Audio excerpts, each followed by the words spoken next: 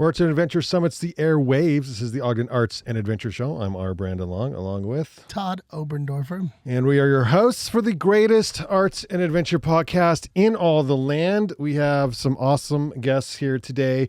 Dylan Totaro, you set this up officially. Official title, Cinematographer. That's the hat I've decided to wear today.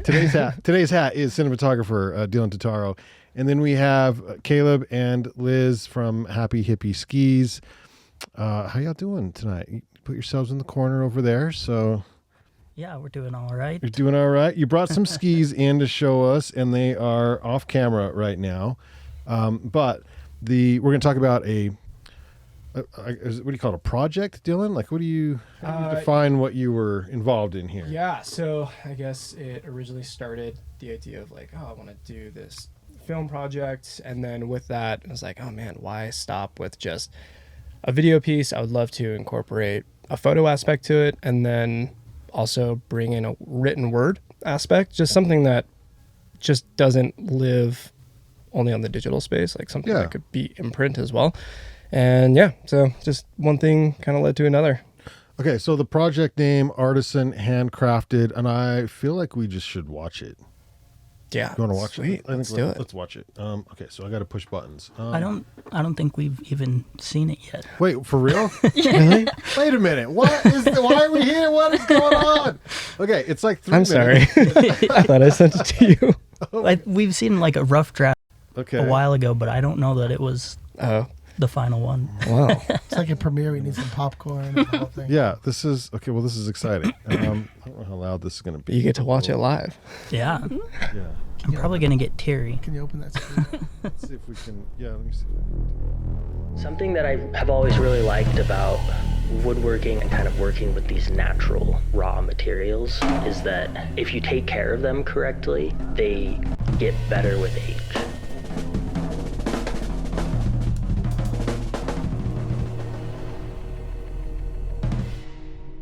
I like the maintenance, I like re-oiling and the raw feel of the wood. And every little scratch and ding, over time you re-oil them, you treat them, and your hands are getting dirt on them as you rub across them, and they just develop this really rich, vibrant look. We're using linseed oil and beeswax, and you get to like re-oil the ski, and it's like an heirloom in a way, right? Like over time they become their own unique pair of skis and tell a story.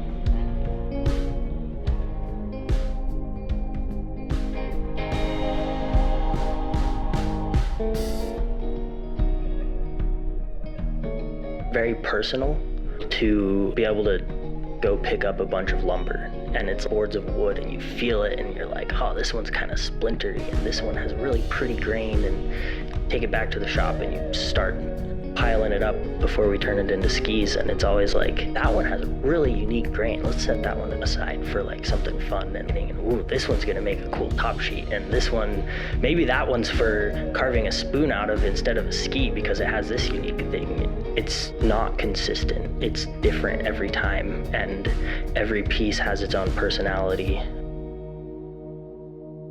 Our skis have to match the person that's getting them. The custom part of the process isn't necessarily what width do you want, what length do you want. Those things matter, but at the same time, it's like, well, let's get to know you. In some ways, it's kind of fun to be able to get to know and then try to really pair up with a ski that works well for them.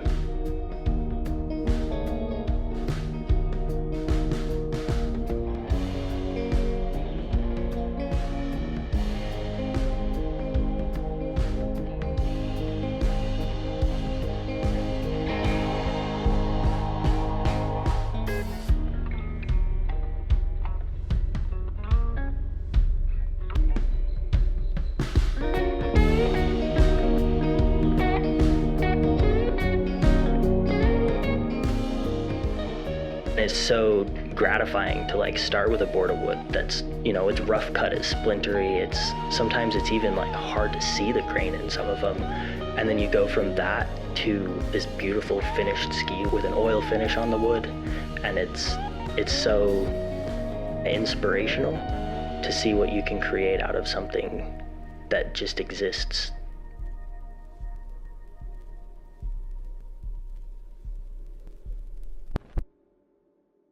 Yeah. Nice work. Cool. Well, what do you guys think? We liked it. Be honest, you got any notes? Any notes? Yeah. Oh, my notes? Oh, there's some things I need to Going fix. back and seeing There's some- something that you've done. Are you like that, or do you sort of find? Obviously, you sat in. I'm done.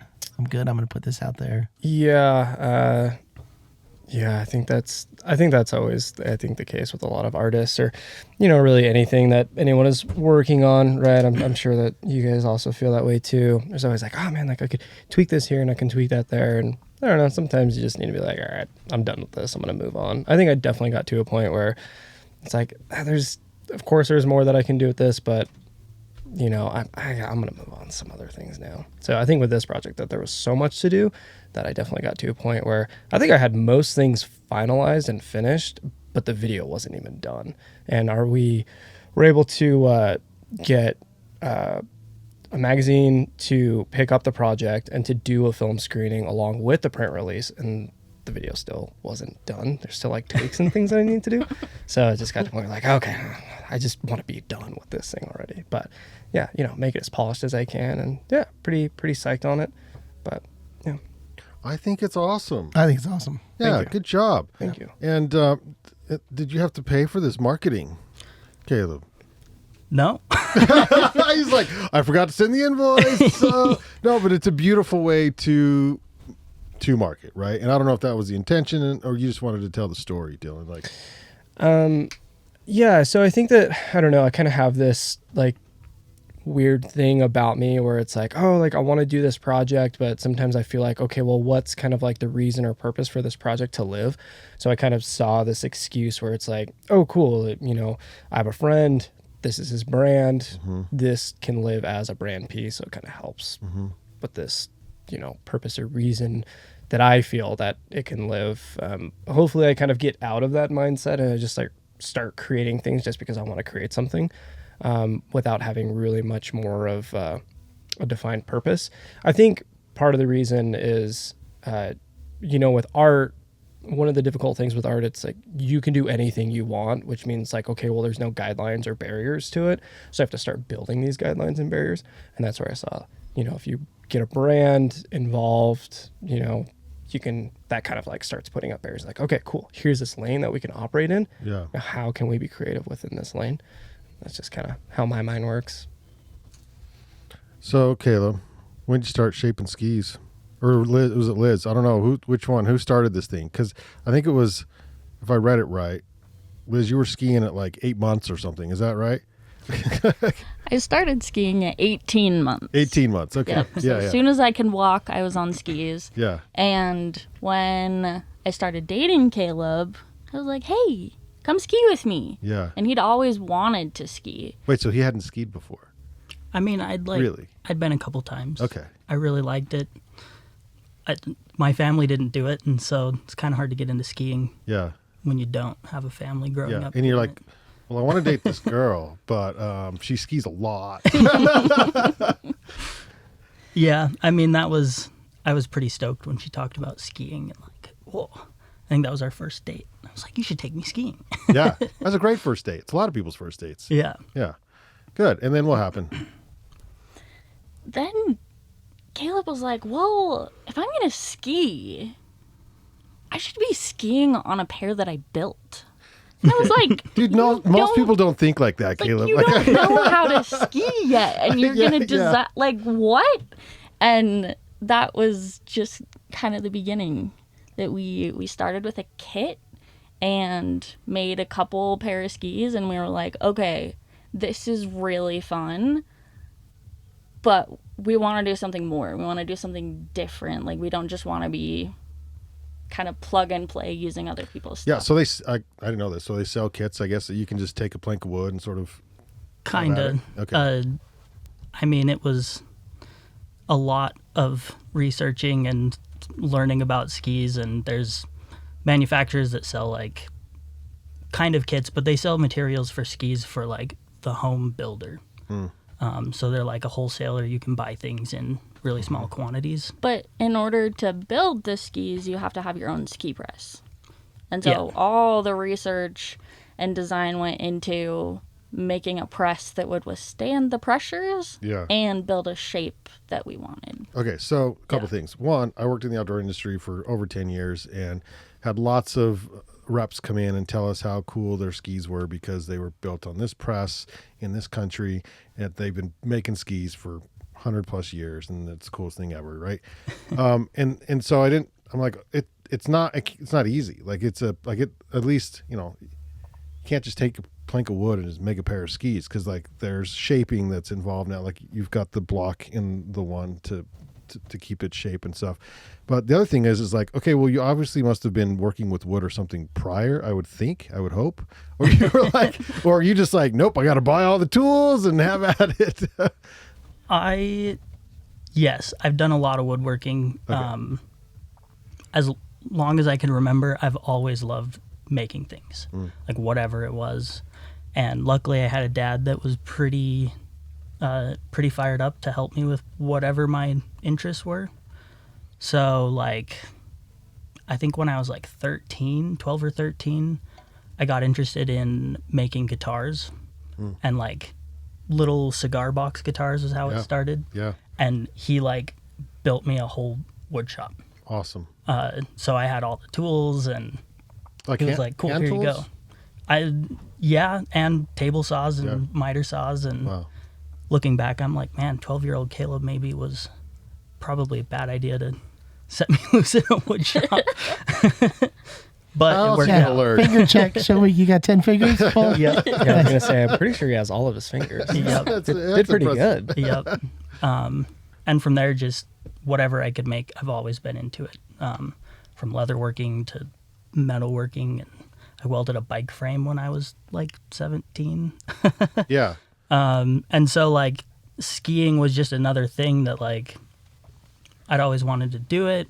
I got into skiing, had a lot of fun, and I looked at skis and was like, these are like, not that they're simple, but like I can see how they're made. Sure. Like they obviously are just a bunch of layers pressed together. Yeah. And so like a quick Google search and it's like, holy shit, you can build skis. Like there's materials you can access. And from there, it was just a matter of figuring out like, well, what even makes a ski? Like Yeah. what shape is good? Why would it be this wide versus this wide? And I was completely new to it. And so the first pair was pretty bad, but like it was there and I skied it and I was super fired up. Did you keep that first set? I do. I still have it. Or pair? That's fantastic. I made would love a to see the skateboard in comparison, yeah. shop in like 8th grade. I still have that one. And you could put trucks on. You would die if you tried to actually use that thing. But, Did you use it? no, I never. No, I have it used though. it, Still, I never threw it away. But it's like there's hardly any concave to it, and because it's hard to shape that stuff. Yeah. So when you made the commitment to skis, like what was that first purchase, and well, I mean that's a commitment, for those tools that are very specific for this one task, right? Yeah. I mean, And like, so what was going through your head? Like, what did you have a plan at that point? Yeah, to build skis. There was originally But that was before building skis. yeah, like we did not intend to make it a business or anything to begin with. I was just like, I love it. I'm going to build a pair of skis. This is the next hobby. This is the next Totally thing. like ADHD hyperfixation to the max. But it's a business now, right? Like this Yeah. is what you Yep. do. Yes. Okay, full time. Yes and no. Okay. But pretty It's- close. Yeah. We also have day jobs, but Okay. it's very, very busy. This is the night job. They have 2 full-time jobs. Yeah, no, that's a lot of work, I'm assuming. So building on Todd's question, did you go like how you use a press? Like how do you do the work that it takes to build like a modern ski? So, like your basic construction of a ski is you're going to have your plastic base material with metal edges. You're going to have some sort of composite layers, fiberglass, carbon, flax, and hemp are all ones that we've kind of messed around with. you're going to have a core, you're going to have a top sheet, and there's so many options outside of that as far as how you thickness profile the core, what fibers do you use and where, and then obviously the shape. We use a pneumatic press, so it's 2 really big air bladders that sit above each ski, and then you have, probably like when you made your skateboard deck, like you create a mold and you put everything in there and you turn the press on and it smashes everything down really high pressure into the mold. And like going back to what you were saying about other companies and talking about all their fancy designs, most like big brands are usually doing a vacuum press because it's easy. The downside to vacuum press is that you're limited on pressure to the atmosphere unless you put it in like a giant pressure control vessel. or Yeah, like the way a vacuum works, right? Like you're pulling the air out of the bladder, and so the maximum amount of pressure you can put on that is the amount of air on top of it in the atmosphere, which I want to say is like 25 psi ish. We're running good like, answer. That's I'm not going to correct you. I may be wrong, but I think it's close to that. Whereas in a pneumatic press, we're not limited by that. So we're running 55 to 60 psi, which in compression molding, like higher pressures allows the fibers to get all compressed together more closely and they work better. So like takes more work to do pneumatic press skis over vacuum press, but they're better. So when you're taking your hobby to kind of the next level, this is always a good question for people like yourself. Like, tell us about that first pair of skis that you sold for cash money. Like there was an exchange with cash money, not a trade, not this for that type of thing. Because I'm sure there's plenty of that, you know, you're getting started. But where you got, even I'm not saying it's loads of cash money, but you got some cash money for a pair of skis. Who was the first person that we... Man, I don't know who the first person actually paid for skis. I think it may have been this eccentric guy that at the time I was working at a ski shop in town, and he would always come in and it's just like this crazy old dude that I love it already. By the time he leaves, everyone's like, whoa, that was something else. He has stories to tell. Yep. And he got all fired up about my skis, and I think he was the first person that truly paid. Because that really means a lot, that first person that's going to make that exchange. You know? Yeah. And so how'd that feel? Did that kind of give a little momentum to kind of turning it into a thing? Yeah, it was pretty exciting. Before that, we had, like, you know, we wanted skis to be, we kept getting better at making them. We had friends on them. And there were, I think, friends that would pay for materials before that and stuff to help make them. But eventually we were like, well, these are really good. People are having a lot of fun skiing on them. The right amount of like research and development and testing. Yeah. So how many years in now are you? Happy Hippy skis. I think we built our first pair in 2017. So that's 8 years. Yeah. Do you know how many pairs you made? We're almost to 100 pairs total, I think. Okay. I should be keeping better track of that, but that's okay. How long does it take to make a pair? One pair of skis? We can make a pair in a day. Oh, you can? We tend to like do things in batches Yeah. because it saves time. But yeah, we're limited to, we can put one pair of skis in the press every day just for like a full heat cycle and curing. So we try to like stockpile materials and then we'll press one pair every day. Okay. And then I'll start cutting them out and doing the finishing after that. So in the film, it was explained that, you know, the ski has to match the person. Can you expand on that a little bit more? Yeah, I think right now a little bit of that is my justification for not every ski's the same. Yeah. Wait a minute, they're not? You know, I like really, the last couple of years it was very stressful. Like, we don't have a whole team of prototypers and engineers and time to be like, we're going to make 10 pairs of skis and every single one of them is the same except for one variable. Like, I don't have the time or the money. Yeah. So we're like trying our best to change multiple variables at a time and figure out what's going on. And like, it's very fast paced product development. And it like really took us until this last year to feel like we got our skis to where it's like dialed in. They come out how we want them. They're great. Not to say they weren't great before, but that's where even now, like, skis have variations in them, you know, and the more I learn about it, lots of brands do. But yours have like the wood variation. Like, Yeah. it's, like there's no two that are the same, right? Right. As far as look, there's no two that are the same. Yeah. So along with that, you know, I have a lot of skis that I've skied and friends have skied and given back and made and never sold. So I kind of have like this category in my brain, and when I start talking to people or I see like ski with someone and see what their style is, hear what they like out of a ski, I'm like churning in my brain of like, oh yeah, there was that pair that I made that was kind of like different than my expectations. Not that that was bad, but man, that actually would fit you really well. Which I actually have a pair of skis for Kristen.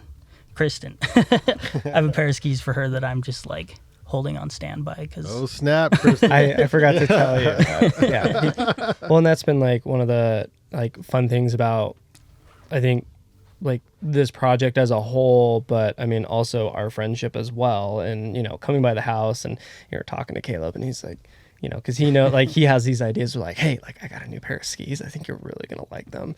And I'm like, okay, yeah, sweet. Like this is awesome. I'm like, now, what's the difference between these ones and like the ones that you had last year? And yeah, it's cool to see him like get personal with like, hey, like try these ones out.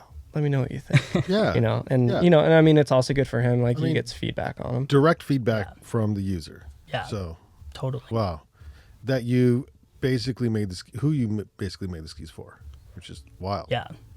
You're starting to trend. Careful. Hippy, I'm starting to see, you know, all the ski patrollers, they all want their own pair. So how's business? Are you keeping up? Like what's the process going if somebody wanted to order a pair from you? It's going really well. Good answer. Good answer. We did well enough this year that we don't have a demo fleet of skis because we kept trying to make them and people kept buying them. Yeah. So like last year we were at part of the Snow Basin Adaptive Sports Demo Day, which was awesome. It's so fun to have our tent with our logo set up. We're sitting next to Stokely and Atomic and Osignol, and It feels so official. yeah. It's like we're a real grown-up ski company being there with them. Oh, it's huge. That's a Yep. big deal. And then have people come back and say louder than I was comfortable with. They're like, man, your skis are so much better than theirs. Just like, well, that Like, feels could you so say good, that a little but- closer to this atomic tent? Right? Very So, nice. That was lots of fun. That's- We were very excited for this year, but I just didn't have any skis ready. Yeah. Yeah. So, but if someone wants to order, I guess there's a process for that. Yeah, right now it's pretty personal as far as who really talks to us about skis. And so It's a password. In the I guess. Yeah. You gotta know. You got to do secret knock. Yeah. Really, our skis are made to order right now. yeah, Uh-huh. And so there's You have a list? we don't have a list. Okay. We kind of You know who you are. that's right. I think the roundabout thing we're saying is right now we're like building skis for next season. Just because there's not enough time in this season left for us to like rush and build skis and then get them tuned and out to the customer. And so we kind of took the pressure off ourselves of like, cool, we're gonna start next season's production. Yeah. Well, you were on the hill and that's great feedback from the users at the event. That's hilarious. But what's some of the industry chat like when they come and visit your booth and they're like, oh, you're making these like by hand? Oh, that's like, what's the feedback there? It's really interesting and you get a really big range. Yeah. Some people are like, these are handmade skis. What is that? What do you mean they're handmade? Yeah. I'm like, I mean, this is the people building them right here, and we have power tools, obviously, that we use, but like, it's just us. There's no automation involved. Right. There's no. Yeah, not our hands, like with tools. Yeah. Yeah. But This year I did start using a CAD software to draw up side cut and flex profiles and stuff. Up until now, it was all by hand. Nicely done. Welcome to 2015. You've made it. yeah, That's a huge step up, though, being able to do yeah. that. So yeah, that's congrats huge. on that. And where are you going to draw the line though on technology? I don't know. Okay. We'd love a CNC machine eventually. Yeah. If it's just, but also we don't want to take away from. I want to be the one that builds them. Like, really, I want someone else to do everything else, and I just build the skis. On the would business side of things? Yep, that That's would be super ideal. nice. Right. Yeah. I'll just hire someone to be their employee. I don't know. So I don't know the full process on how you do you like burn in a logo or anything? Like how do you put your is that what you do? Okay. Yeah, we have a little laser engraver now. Okay. For burning in the logo. The first several years, though, I was the wood burner, so it was all by hand. Yeah. So time consuming, but so cool. Gave like extra character. You have to. Yeah. Yeah. Yeah. The hand burning, that's pretty sweet. The graphic work on the bottom of some of your skis, as well as like Winter's feedback and like Winter's involvement. It's like she is a part of the video, but also like, can you talk a bit about like her involvement in like the development Yeah. process of the Winter McBride, the skier in the video, free ride skier locally and coach on the ski team up there. So yeah, Yep. and she's on your skis.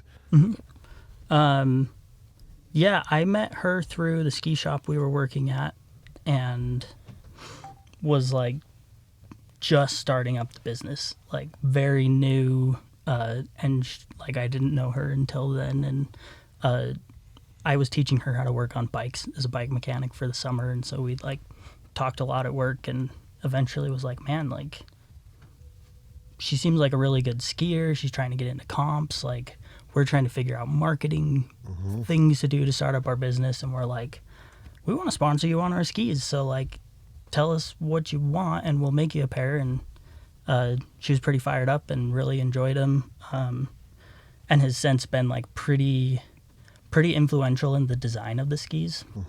Along with her partner, Connor, who I work with on my day job as well. So he's also been very keyed into the design of the skis. So Yeah, they it's definitely, convenient. yeah, they definitely have their share in how they ski.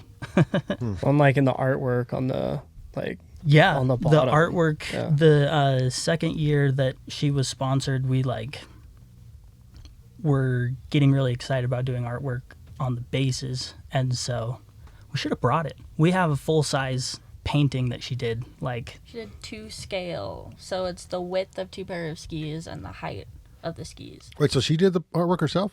yep. So Rad. she painted it. Yeah. And then we had it scanned and printed onto some of our bases. It's almost like an arts and adventure podcast, Todd. Yeah. So, yeah, It's weird. I think we're onto something. funny how that works out. I know, it's weird. But I'll tell you what that does is that I am such a fan of just artisan crafted everything, right? But sometimes you do find artisan crafted, and it's so pretty, but it's not really functional, right? But it's so pretty, right?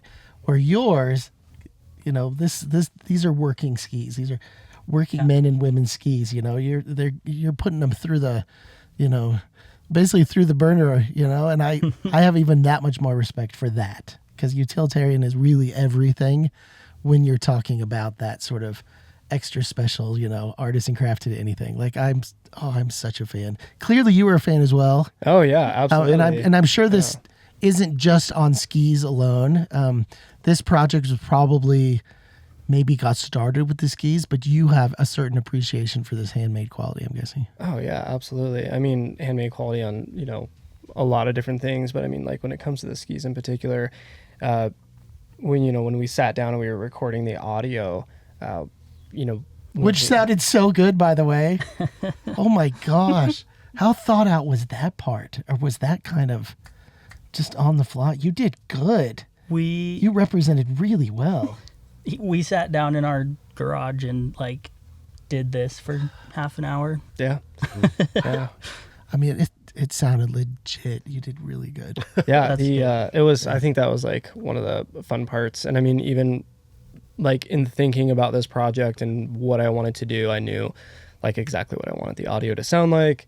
So yeah, I was just like, all right, let's, sometimes you don't know how talent is going to be, sitting in front of a camera or, sitting behind the mic. So I was like, oh, all right, Caleb, hope you deliver. And I mean, it was great. I mean, yeah, it was just a conversation, and that's how I wanted it to be. And then from there, did some of my magic work on it. But yeah, I mean, Caleb mentioned, in our sit down interview, the uniqueness of the ski, and the ski over time starts to develop these wear patterns, whether it's like grabbing it in a certain place or how you carry your ski, or even I noticed like even with my pairs of skis and like my edges, and how my edges will knock against my other ski, and how that like kind of starts like wearing this certain pattern to it. And it's just like, yeah, like there's a uniqueness to it when it is built and when you have it, and then when you actually use it, it breaks in over time and it develops its own new characteristic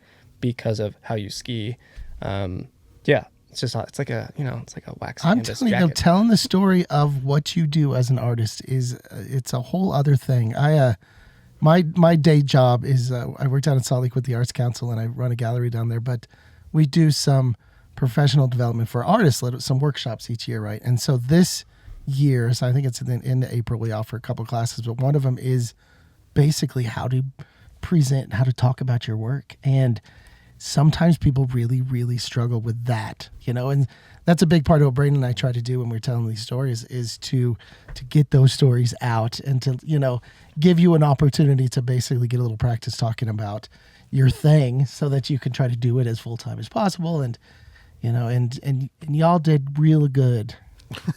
I know I've said that a few times, but I was really impressed with what you guys said in there. Yeah, sometimes Caleb and I just feel like we're two hooligans in the woods. We're just doing our little projects, and it's hard to, I don't know, we get involved in these projects, and it's like, wow, we look so cool and official. But it's just us, like, messing around in our shop trying to make really cool skis. So I love it. The other day, Dylan really freaked me out because he hit me up. He's like, hey, I gotta like take some more photos of you in your shop. I'm like, oh cool, it's gonna be for the ski business, for the film or something. And he shows up with another project he's working on, and he's like, oh, I need you to be the model for all this stuff. And I was like, I'm what? Like, I'm not a model. You are now, baby. You're a star. I don't know. You looked pretty good in those. Yeah. Oh, that's so funny. So what's the dream? Because you don't want to lose that. You don't want to lose the we're just hippie couple in our house doing what we love. And so how do you keep that magic through growth, I guess? that's a great question that I think we're trying to figure out. It's a balance between, it's a lot of work to build skis, it's a lot of work to market, and balancing the stress, and like we need time to go ski and play ourselves to have the creative energy to fuel all of this. And so I think it'll just be a continuing balance of maybe someday we're big enough that we can hire people to help and take some of the stress off. Run the business. Yeah. That's right. Do all the things that we don't like and that really stress us out, and let us do what we love. Yeah. You're going to have to up the price on your skis. I don't know what I don't know what you charge, but that's essentially the margin, right? Because you got enough to at least pay someone to help you out. So yeah, which is, we've been toiling over that. Step one is get people buying the skis, and then once you have customer base and more recognition, bump the price up to what they're worth. I will say it's pretty cool because over the past couple of years, first time I threw a pair of your skis on was probably 2-3 years ago, and in that, it was a lot of question of like, whoa, are those wood? And like, what are those? And I'm like, oh, Happy Hippy skis, and kind of go through like, a little bit of the story of it. Spill. And then, and now to like fast forward this year and people be like, oh, you're on Happy Hippies. Yeah, that's right. You must know someone. It's Yeah, it's so wild when they're strangers that are like, oh, Yeah. are those Happy Hippy skis? And I'm like, I don't know you. Yeah, How that's do weird. you know Right. about my skis? Right. Man, we're making it. We're like at the next level. That's pretty cool. That's kind of, my dream is to like, I don't care if people like know the name. It's like, just know the work.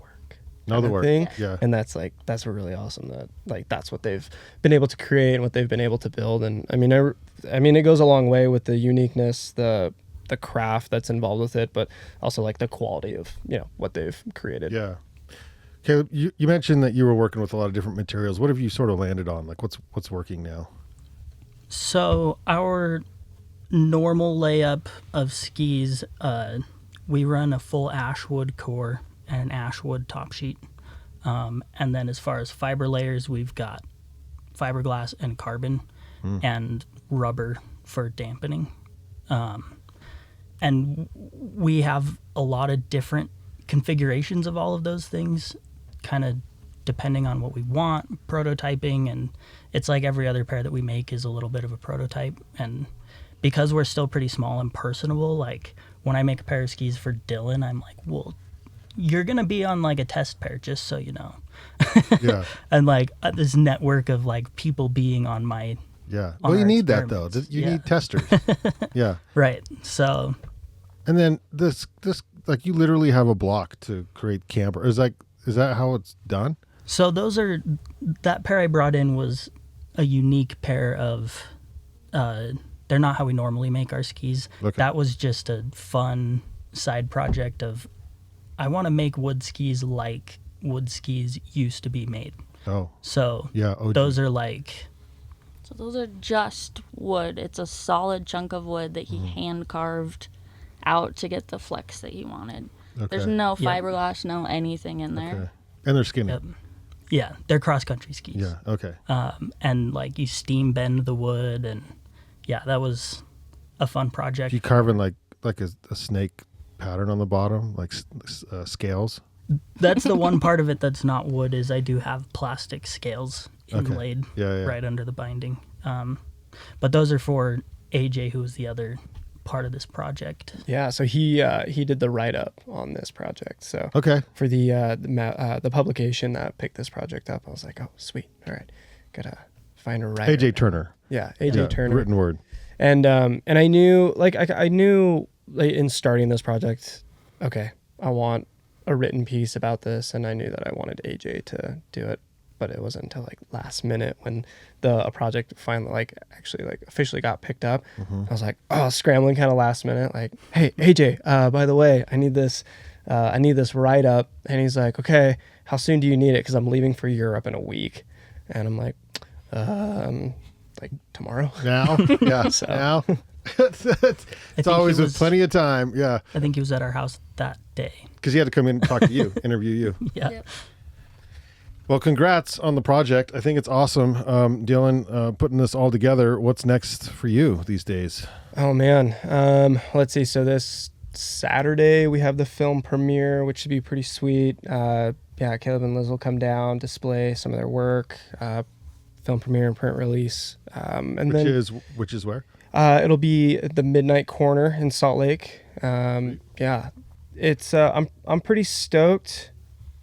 I don't know. Yeah, it'll be What's exciting. the print release? What's that look like? What's So Daybreak Magazine is the magazine that picked it up. They have this like arts and outdoor magazine, and they actually like kind of served as an inspiration to like at the start of this project. I was like, oh man, like it'd be so cool if I created a project that kind of fit to this publication, and and then one thing led to another. And thank you to our producer. Kristen, We got who producer Kristen in the corner. who There she is. who helped with the planning and coordination, and got Daybreak to get the project in front of their eyes. They were psyched on it, so they picked it up. So so that'll be happening this Saturday, and then outside of that, I don't know what's next. I'm just keeping my eyes and ears. I'd love open to for the see next more in project. this Artisan series. I think that would be rad. Yeah, so I've kind of tossed around some idea to expand on this project on the Artisan. I was thinking like, something either to do a little bit more with skiing or maybe to do something more about like local here to Ogden, maybe like in the brewery scene, brewing scene. But yeah, so I don't know where it'll go. It's a good start. We'll see. It's a good start. Yeah, a lot of beer fans here. Is that what lights? Yeah, well, yeah, tis true. But is that what like lights your fire? You know, because you're cinematographer, video person, the visuals and stuff. But what stories are you attracted to? Obviously, you're attracted to this one. So, yeah, I don't know. That's a tough one. I think being able to explore an individual who is doing something cool, interesting, or unique, maybe just something that may be cool or interesting, unique just to me. Hopefully other people see that as well. And I think just being able to dive into it and just to create something different, visual jazz is what I've been calling it. yeah. Just Todd's shaking his head. just going with your own flow. Oh, I'm feeling of it over something. here. Yeah. Just going with your own flow, making something purely because it's like, I think that's going to be cool. Like, this is going to be weird and it's cool and I like it. And if other people don't like it, I don't care because I love it. And yeah. sure enough, like, And that's the big step too, from just but from providing essentially camera work on projects for other people, Right. to now spearheading the whole thing, basically, Yeah. Like, did you run across anything during this process that you're like, all right, I don't know how to do this part. Oh man. I'm just going to sort of work this out. Do you have mentors you go to? Did you just sort of figure it out on the fly? Oh man. I mean, a lot of it, is figuring it out on the fly. I mean, Cam McLeod, he's been on the show a handful Never of heard times. Yeah, we don't like Yeah, to bring up his name. Yeah, his name gets tossed around a little bit. Yeah. Cam's the Love best. you, Cam. He's the best. So Cam, he's been a huge inspiration and mentor. And so, I mean, we've worked together for a handful of years. So, he gave me some guidance and direction on this project. Good. And I think like just going through and just finding visual creative inspiration that I just want to create Has like he cool even looking shot visuals. skiing before? I mean, come on. Can't Cam? stop skiing. Maybe a Get time around or to it. two. Get around to it. Yeah. When he gets around to it, yeah. But well, and you had a separate person, I guess, do the aerial shots. Yeah, Brooks Rowe. because those are rad. Yeah, Brooks Rowe. So he aerial cinematographer. I like cinematography. Yeah, cinematography. Way better. Yeah. They're my favorite. Way better. Oh, that sounds so good. Much more exciting. Yeah, I think- he did Brooks. the cinematography, the aerials, and yeah, he's awesome. He And killed it. You went black and white. I went black and white for the ski stuff. I wanted it to stand out from the from kind of the main piece. I think a lot of this was I want to make a ski film that's not about skiing. I want it to be more like kind of like an visual jazz, right? Like I want it to be more of like an artistic piece, kind of exploring not necessarily the brand, but more of the person and the creative mind, creative hands behind it. And that's kind of like where we came Also, with you that. don't see like Winter's face. Like it's Right, exactly. And that the was Skiers Anonymous, essentially. Yeah. And so when it came to the skiing, I kind of wanted it to be like a little bit more of like this separation. Because we could picture us as the skier in those scenes. Yeah, exactly. Easier. Yep. Yeah. So I wish I could picture myself like that. Like, maybe imagine is better. a lot of people do. Yeah, that's funny you say that. So when it came to like setting up the ski stuff, I mean, that was actually like the last part of this project. And I was like, oh man, like I got to go shoot some skiing. So I remember I hit up Winter, and Winter's been a part of this project since the very beginning. And I've like ran different ideas past her about it. And then I told him like, okay, like, final stages of the project, I got to go shoot this last piece. And yeah, we went out for a full day, and Brooks Rowe, he came out, and I said, okay, cool. Like, here's our objectives. Here's where we're going to go. These are going to be the camera angles. Let's go do it. And yeah, we went and executed on it. Super smooth. It was a perfect day. So yeah. glad on how things worked out. So you have how long is it? 3 minute plus? I have no Something idea. like that. Oh, Something. Is that like what you said, Something like about that. 3 minutes? Yeah. So you have this incredible product. It is going to be viewed soon, just right around the corner. And then where's it going to live? 321. Yeah. So You want to get in front of eyeballs. yeah, that's been the tough part about this. And I think with a lot of the work that I do, and maybe for a lot of artists, it's, you create something, it's like, okay, where is this going to live? Yep. For me, when That's it comes the to big like question, when it comes to the digital side of things, it's like, okay, so I put it on my website, I put it on social media, and that's it. It dies right there. So that's where I was like, okay, well, how can I get more life out of this and kind of extend it out to other people to enjoy, or to really have this combination again of written word and photograph. So that's where wanting to get a publication to jump on board with it and have it live a little bit longer. So I love it. yeah, I mean, as far as like where to find it, you can find it on my website. Which is? It's just DylanTotaro.com, I think, maybe. I don't know. That's a really good question. Yeah, it's like Dylan is DYLAN. Totaro is TOTARO.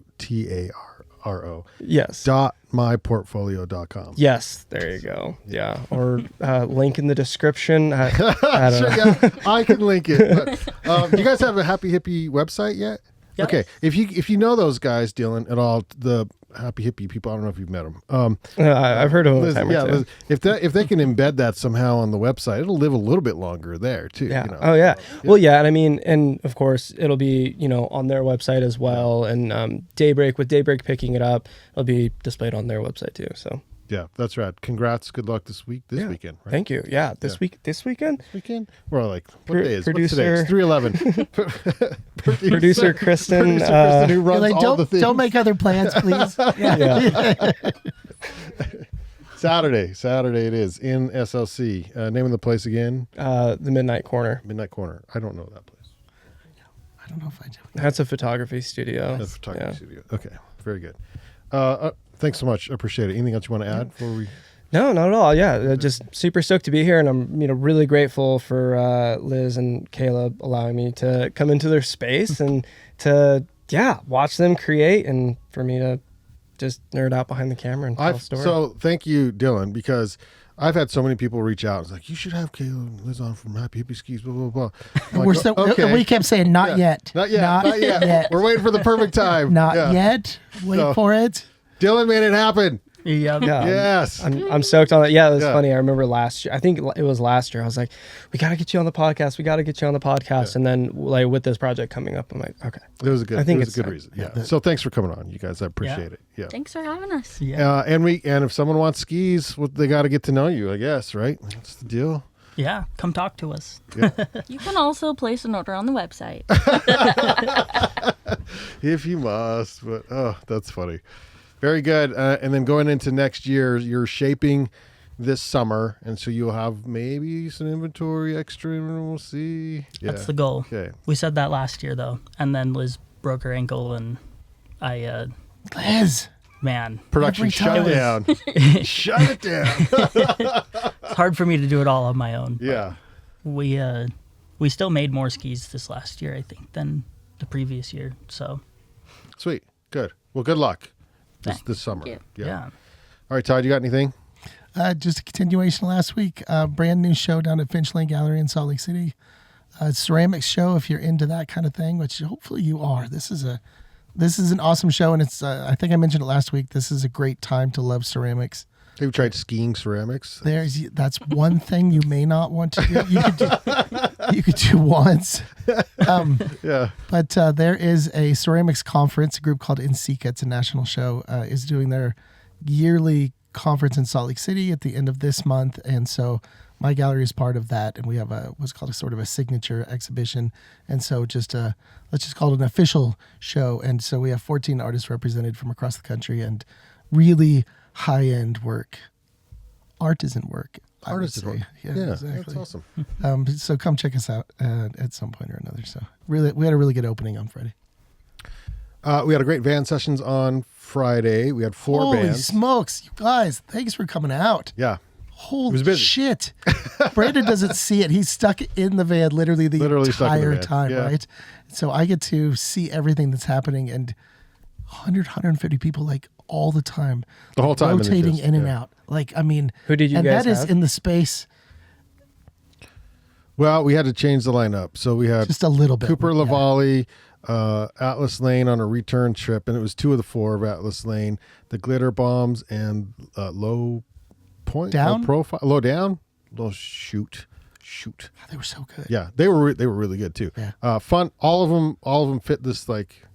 Well, I guess Cooper's a little different as far as like the other ones were kind of like fun, like poppy fun. Cooper's like more singer songwriter, and just his vocals like will blow you away. So we'll be getting those edited and put out soon. So I think we're everyone. onto something. Is basically what we're saying. I think this van session Yeah, like maybe. might stick around just a little while. It's been like 9 years.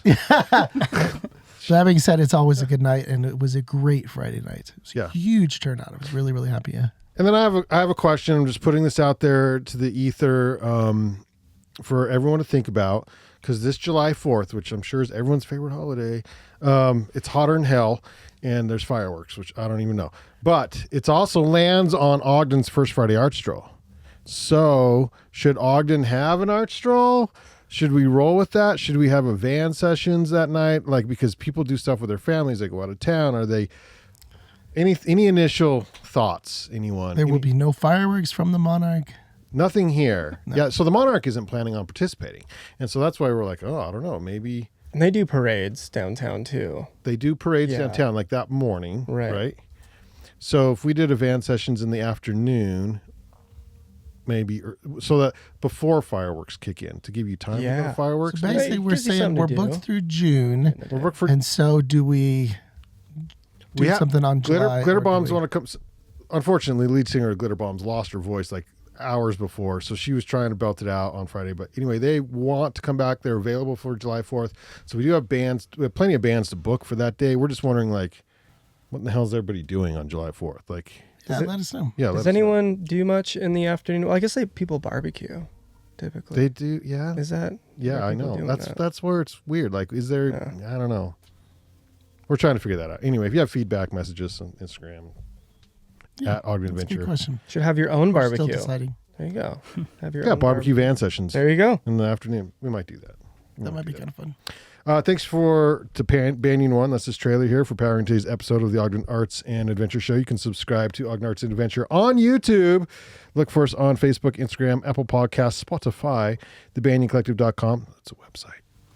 And the Podbean app for Android and iPhones. And if you want to be on the show, you can slip into my DMs at Ogden Adventure, all nice and dirty like. Find value in this podcast. Don't be dirty, please. That was just like, jeez. It's not going to That's happen. gross. It's Come on, not man. going to happen. Just if you want to be on the show, hit me up. That's where. If you found value in the podcast, you can actually support us with your dollar bills, y'all. Buymeacoffee.com/Banyan Media, and you just give us your life savings. It's weird. Like it's. You sign it all over to us. Yeah, it hasn't happened yet. for Going to a anyone, good but place. we're holding out. We're holding out. It could happen. So You could also do that for Happy Hippy. Nice. do you Just have putting that out a buy me a coffee, or do you have just a donation? Like just send all your retirement to Happy Hippie Skis. We just want you to buy skis. buy skis. yeah, Buy, go 100%, to Happy Hippie Skis. Buy skis. I love That'd be. It's good. Do you have a website? Could we support you? Give you money, Dylan? Do you have a Venmo? We're just giving away money here on the show. Slide into my You DMs and I'll send you a Venmo link. Yeah. Buy my Yeah, groceries. buy my groceries. Don't Love buy it. me coffee. Buy me some groceries. Buy me some eggs. That's pretty good. All right, we'll see you on the next episode of Ogden Arts and Adventure. Thanks, everyone. Cheers. Oh.